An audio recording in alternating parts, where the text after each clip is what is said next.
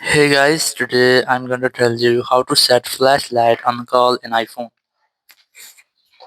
If you are using any iPhone and you want to make your iPhone flash or get the flashlight notification when you receive a call or a message into your iPhone, so let's see how can you do that.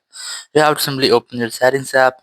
Very first, I recommend you have to check for software update that you haven't any pending software updates to avoid issues. After doing that, you just have to simply go back from here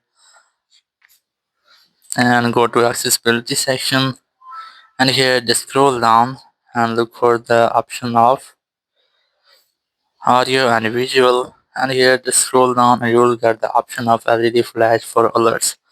Select that and here enable this toggle. Once you have enabled, now you will get or your flashlight will blink whenever you receive a call or any message.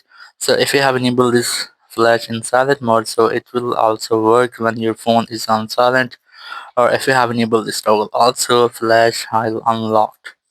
So if you have enabled this, so your phone will not be flashed when your phone is locked. So I recommend you have to disable this one. You have to just enable this and this with these two toggles, and after that whenever you receive a call or a message, your flashlight will blink. Thank you very much for watching the video. Until next video, bye bye.